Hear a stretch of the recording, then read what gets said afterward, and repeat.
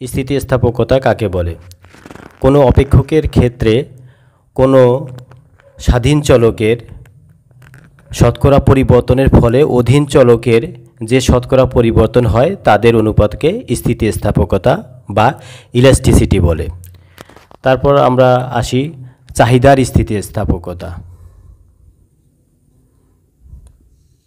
চাহিদার স্থিতিস্থাপকতা কাকে বলে? কোনো দ্রব্যের দামের শতকরা পরিবর্তনের ফলে সেই দ্রব্যের চাহিদার যে শতকরা পরিবর্তন হয় তাদের অনুপাতকে চাহিদার স্থিতিস্থাপকতা বলে। চাহিদার স্থিতিস্থাপকতাকে ইডি দ্বারা প্রকাশ করা হয়, ইলাস্টিসিটি অফ ডিমান্ড, অর্থাৎ ইডি দ্বারা প্রকাশ করা হয়। তাহলে চাহিদার স্থিতিস্থাপকতা হলো দামের শতকরা পরিবর্তনের ফলে চাহিদার শতকরা পরিবর্তনের অনুপাত। এটাকে সূত্র আকারে লেখা যায় ইডি। ইডি হলো চাহিদা স্থিতিস্থাপকতা equal del Q by del P into P by Q. এটা হলো চাহিদা স্থিতিস্থাপকতার সূত্র। এখানে ডেল কিউ, এখানে আমরা একটু ডিটেলস লিখি। এখানে ডেল কিউ হলো চাহিদার, ডেল কিউ হলো চাহিদার পরিবর্তন। এটা হলো চাহিদার পরিবর্তন, চাহিদার পরিবর্তন প্রকাশ করে। পরিবর্তন মানেই হচ্ছে পরবর্তী চাহিদা থেকে পূর্বের অর্থাৎ প্রাথমিক চাহিদার পার্থক্য। ডেল পি হবে কি? ডেল পি হলো দামের পরিবর্তন। ডেল পি হলো দামের পরিবর্তন, অর্থাৎ শেষের দাম থেকে পূর্বের দামকে আমরা যদি বিয়োগ দেই, অর্থাৎ শেষে দাম বাড়ানোর বা কমানোর ফলে যে দামটা পাবো তার থেকে প্রাথমিক দামটা যদি বিয়োগ দেই তাহলে আমরা দামের পরিবর্তন পাবো। আর পি হলো প্রাথমিক দাম, মানে প্রথম দাম, প্রাথমিক প্রাথমিক প্রাথমিক দাম। আর কিউ হবে কি? কিউ হলো হচ্ছে প্রাথমিক চাহিদার পরিমাণ, প্রাথমিক চাহিদার পরিমাণ, প্রাথমিক চাহিদা বা প্রাথমিক চাহিদার পরিমাণ। তাহলে এইটা হলো চাহিদা স্থিতিস্থাপকতা। চাহিদা স্থিতিস্থাপকতার ক্ষেত্রে এই জিনিসগুলো আমাদের মনে রাখতে হবে। চাহিদার স্থিতিস্থাপকতা আবার 3 প্রকারের হয়ে থাকে। এটা আমরা লিখে নেই। প্রকারভেদ, প্রকারভেদ, প্রকারভেদ। তাহলে চাহিদার স্থিতিস্থাপকতা 3 প্রকার। চাহিদার স্থিতিস্থাপকতা 3 প্রকার। চাহিদার স্থিতিস্থাপকতা, স্থিতিস্থাপকতা কত প্রকার? 3 প্রকার। 3 প্রকার। চাহিদার স্থিতিস্থাপকতা 3 প্রকার। 1 নম্বর হলো চাহিদার দাম স্থিতিস্থাপকতা, 2 নম্বর চাহিদার আয় স্থিতিস্থাপকতা, 3 নম্বর হলো চাহিদার আরআরই স্থিতিস্থাপকতা। চাহিদার দাম স্থিতিস্থাপকতা লিখে নিই আমরা। চাহিদার দাম স্থিতিস্থাপকতা, দাম স্থিতিস্থাপকতা। 2 নম্বর চাহিদার আয় স্থিতিস্থাপকতা, আয় স্থিতিস্থাপকতা। 3 নম্বর হলো চাহিদার আরআরই স্থিতিস্থাপকতা, আরআরই স্থিতিস্থাপকতা।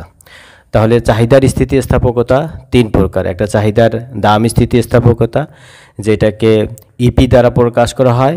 2 নম্বর চাহিদার আয় স্থিতিস্থাপকতা, যেটাকে ইওয়াই দ্বারা প্রকাশ করে।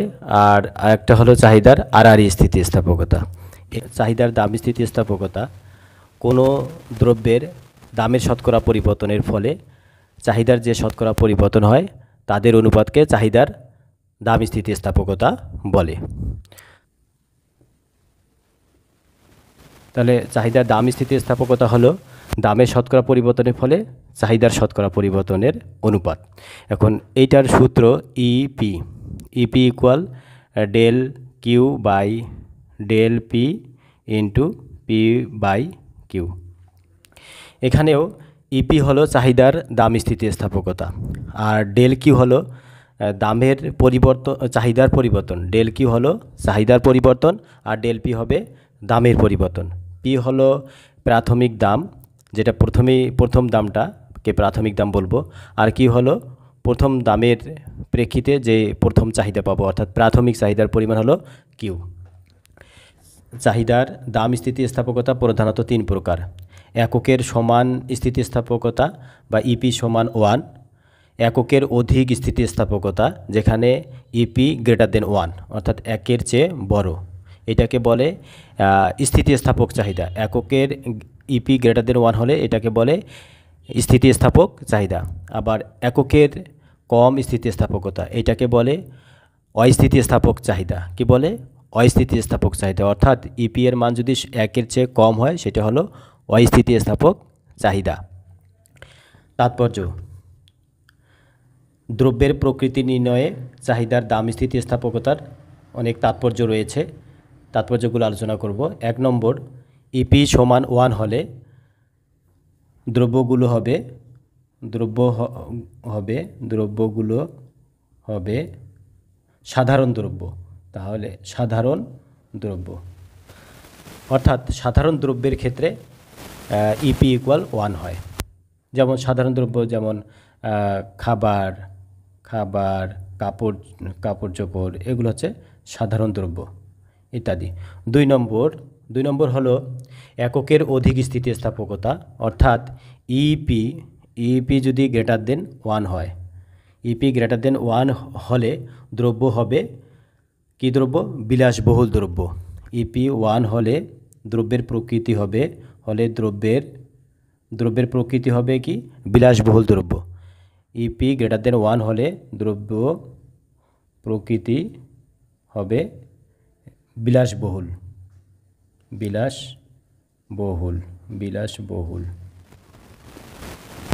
অর্থাৎ বিলাসবহুল দ্রব্যের ক্ষেত্রে ইপি গ্রেটার দেন 1 হয়, অর্থাৎ বিলাসবহুল দ্রব্যগুলো স্থিতিস্থাপক হয়ে থাকে। আবার আসি 3 নম্বর কি? নিত্য প্রয়োজনীয় দ্রব্যের ক্ষেত্রে ইপি হবে লেস দেন 1। নিত্য প্রয়োজনীয় দ্রব্যের ক্ষেত্রে এইদিকে আসি। 3 নম্বর, নিত্য প্রয়োজনীয় দ্রব্যের দাম স্থিতিস্থাপকতা হবে 1 অপেক্ষা কম। নিত্য প্রয়োজনীয় দ্রব্যের ক্ষেত্রে প্রয়োজনীয় দ্রব্য হলে ইপি হবে লেস দেন 1। তাহলে আমরা দেখতে পাচ্ছি যে নিত্য প্রয়োজনীয় দ্রব্যের স্থিতিস্থাপকতা হবে 1 অপেক্ষা কম, অর্থাৎ নিত্য প্রয়োজনীয় দ্রব্যগুলো হয় অস্থিতিস্থাপক দ্রব্য। এই বিষয়গুলো আমাদের চাহিদার দাম স্থিতিস্থাপকতার ক্ষেত্রে ভালোভাবে মনে রাখতে হবে। আরেকবার আসি যে চাহিদার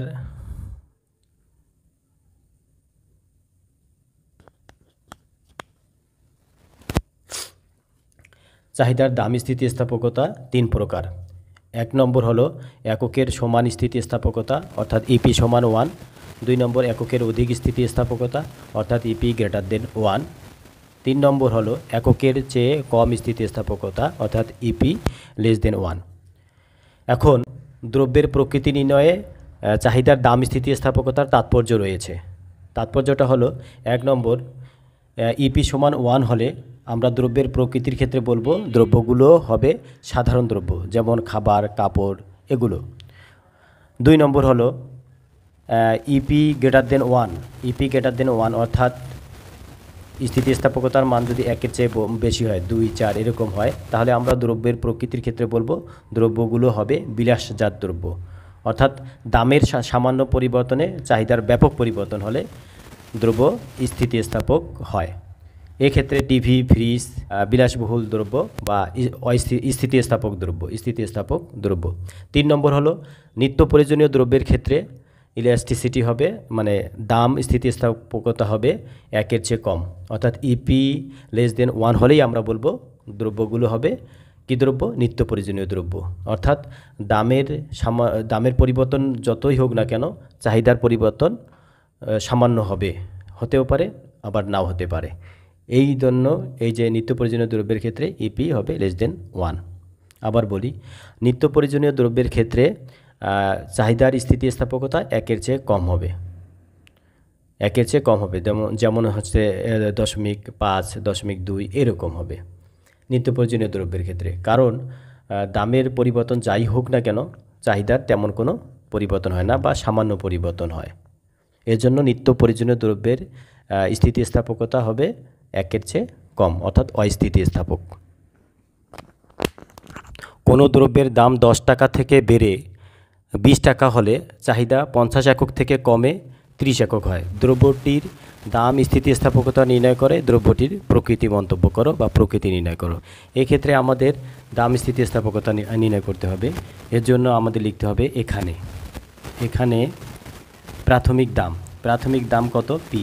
এটা হলো প্রথম দামটাকে প্রাথমিক দাম বলে, এটা হলো 10। তারপর দাম 10 টাকা থেকে বেড়ে যেটা হবে সেটা হবে P1 ধরব। P1 সমান হবে কত? 20 টাকা। 20 টাকা। এখন প্রাথমিক চাহিদা এটা হবে কিউ ইকুয়াল, এই যে বলছে যে 50 একক থেকে কমে 30 একক হয়, তাহলে 50 একক হলো, এইটা হলো প্রাথমিক চাহিদা। কি চাহিদা? প্রাথমিক চাহিদা, প্রথমের চাহিদা। তারপর দাম বাড়ার কারণে চাহিদা যেটা কমে হয় 30 একক, এইটা হবে Q1, এটাকে আমরা ধরবো Q1, অর্থাৎ এটা হলো 30 একক। এখন আমরা নির্ণয় করব ডেল পি মানে কি? দামের পরিবর্তন, অর্থাৎ শেষের দাম থেকে প্রাথমিক দামটা আমরা বিয়োগ করব। তাহলে শেষের দাম অর্থাৎ P1 থেকে আমরা P বিয়োগ করব, অর্থাৎ 20 মাইনাস 10 কত হবে? 10। আবার ডেল কিউ বের করতে হবে, অর্থাৎ চাহিদার পরিবর্তন মানেই হচ্ছে শেষের চাহিদা থেকে প্রথমের চাহিদাটা আমরা বিয়োগ করব। তাহলে 30 থেকে 50 বিয়োগ করব, তাহলে 30 মাইনাস 50 কত হবে? মাইনাস 20। এখন আমরা যে চাহিদার দাম স্থিতিস্থাপকতার যে সূত্র সেটা কি?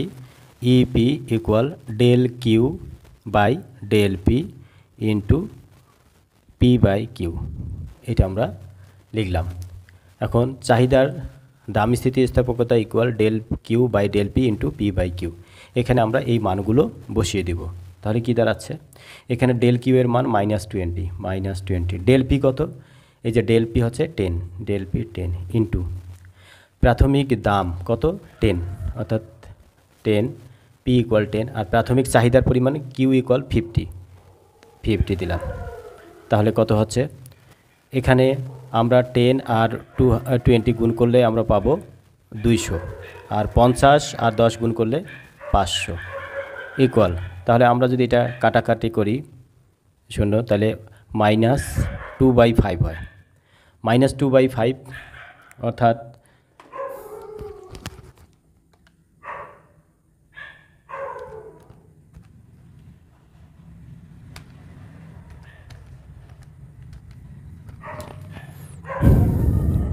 এটা যদি আমরা ক্যালকুলেট করি -20 ইন্টু 10, অর্থাৎ -200কে যদি আমরা 10 আর 50 গুণ করলে 500 হয়, তাহলে সেটা হবে -200/500, এটাকে গুণ করলে হবে এটাকে 200কে যদি 500 দ্বারা ভাগ দেই 0.4 হয়, এটা <0। এটা কি হবে? <0।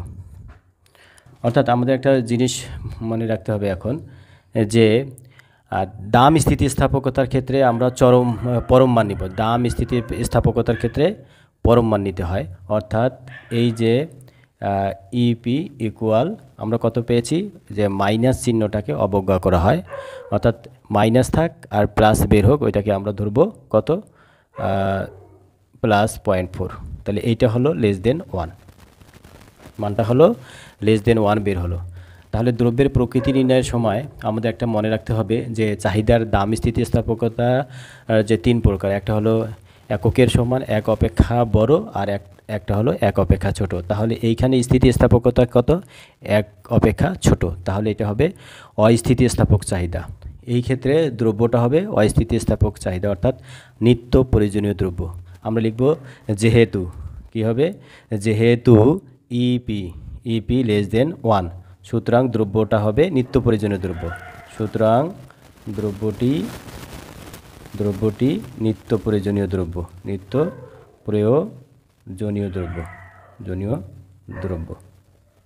ধন্যবাদ।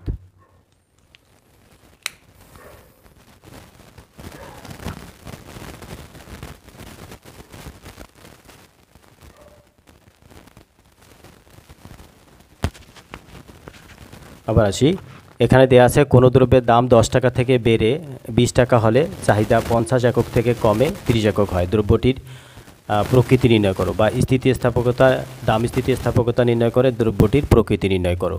এখানে আমাদের দেয়া আছে যে প্রাথমিক দাম P = 10 দেওয়া আছে, তারপর দাম বেড়ে হয় 20 হবে P1 = 20। তারপর প্রাথমিক চাহিদা, প্রথম চাহিদাটা হচ্ছে 50, এটা হলো প্রাথমিক চাহিদা অর্থাৎ কিউ। তারপর চাহিদা কমে পরবর্তী যে চাহিদা 30 হয় সেটা আমরা ধরব Q1 = 30। তারপর এখন আমাদের নির্ণয় করতে হবে ডেল পি অর্থাৎ দামের পরিবর্তন, মানে শেষের দাম থেকে প্রথম দামটা আমরা বিয়োগ করব, অর্থাৎ P1 থেকে P বিয়োগ দিলে হয় 20 থেকে 10 বিয়োগ দিলে হবে 10। তারপর ডেল কিউ হলো চাহিদার পরিবর্তন, অর্থাৎ শেষের চাহিদা থেকে প্রথমের চাহিদা অর্থাৎ প্রাথমিক চাহিদাটা আমাদের বিয়োগ করতে হবে। বিয়োগ করি তাহলে এখানে 30 থেকে আমরা 50 বিয়োগ দিব, তাহলে হয় -20। এখন আমরা চাহিদার যে দাম স্থিতিস্থাপকতার সূত্র EP = del Q by del P into P by Q, এখানে আমরা এই মানগুলো বসিয়ে দেব, অর্থাৎ ডেল কিউ এর মান হলো -20 আর ডেল পি এর মান 10 ইন্টু পি এর মান হলো 10 আর কিউ এর মান 50।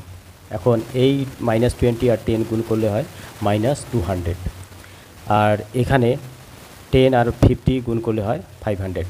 এখন 200-কে 500 দ্বারা ভাগ করলে হবে 0.4, আমরা ক্যালকুলেটারে এটা করে নিতে পারি। এখানে মাইনাস চিহ্নটা রয়ে গেছে। এখন আমাদের একটা বিষয় মনে রাখতে হবে যে চাহিদার দাম স্থিতিস্থাপকতার ক্ষেত্রে আর চাহিদার স্থিতিস্থাপকতার ক্ষেত্রে মাইনাস চিহ্নটাকে ইগনোর করা হয়, অর্থাৎ প্লাস থাকলেও আমরা প্লাস ধরবো, মাইনাস থাকলেও প্লাস ধরবো, তাহলে EP = 0.4। আর এখানে যে স্থিতিস্থাপকতাটা বের হয়েছে 0.4, এটা 1-এর চেয়ে কম। সুতরাং আমরা জানি যে 1-এর চেয়ে কম হলে দ্রব্যটা হবে অস্থিতিস্থাপক দ্রব্য, আর অস্থিতিস্থাপক দ্রব্য হয় নিত্য প্রয়োজনীয় দ্রব্যের ক্ষেত্রে নিত্য প্রয়োজনীয় দ্রব্য। তাহলে আমরা বলবো দ্রব্যটা নিত্য প্রয়োজনীয় দ্রব্য, কারণ স্থিতিস্থাপকতা 1 অপেক্ষা কম হলেই আমরা দ্রব্যের প্রকৃতির মন্তব্যে বলবো যে দ্রব্যটি অস্থিতিস্থাপক দ্রব্য বা নিত্য প্রয়োজনীয় দ্রব্য। ধন্যবাদ।